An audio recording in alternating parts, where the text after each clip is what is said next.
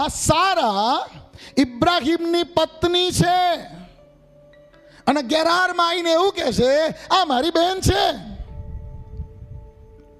ઇબ્રાહીમ સારાને માટે જે પ્રભુએ વચન આપ્યું છે કે હું તને દીકરો આપીશ, એનાથી તારા સંતાનો થશે, આખી પ્રજા ઉત્પન્ન થશે, અરે કુળો તારામાં આશીર્વાદિત થશે. આ પત્ની હતી કે જેના દ્વારા એનો વંશ વારસો ઉત્પન્ન કરવાનો હતો, એના વંશ વારસાને આગળ વધારવાનો હતો. દેશ જાતિઓ ઉત્પન્ન થવી જોઈતી હતી. એની જગ્યાએ એણે કહ્યું શું, એ તો મારી બહેન છે.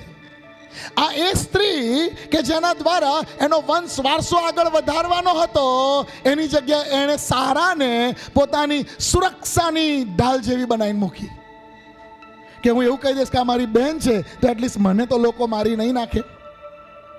અને સારાને એણે પોતાની બહેન બનાવીને કહ્યું આ મારી બહેન છે.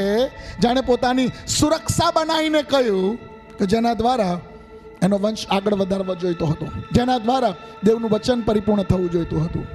અને તમને કહું, બહુ બધા ખ્રિસ્તીઓ આવા હોય છે, બહુ બધા ખ્રિસ્તીઓ આવા હોય છે.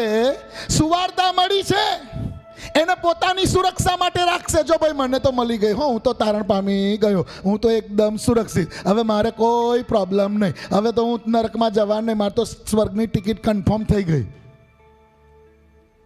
એકચ્યુઅલી પ્રભુએ સુવાર્તા એટલા માટે આપી કે એ ફળ આપે અને તે વધે. હાલેલુયા. અને ઇબ્રાહીમ જેવું ઘણા ખ્રિસ્તીઓ કરી દેતા હોય છે. પત્ની છે એને બહેન બનાવી દીધી, એને સુરક્ષાની ઢાલ બનાવી દીધી. અરે એના દ્વારા તારી દેશ જાતિ ઉત્પન્ન થવી જોઈતી હતી, પણ તે એને સુરક્ષાના માટે યુઝ કરી. તમને મને જે ગોસ્પલ મળેલી છે, સુવાર્તા મળેલી છે, આ સુવાર્તા એ ખાલી આપણી સુરક્ષા માટે નથી. હા, ચોક્કસ સુવાર્તા વડે આપણું રક્ષણ થાય છે, આપણો બચાવ થાય છે ખરો, પણ દેવ એવું ઈચ્છે છે આ સુવાર્તા જે તને મળેલી છે એ વધવી જોઈએ અને ફળ પણ આપવી જોઈએ. આમેન.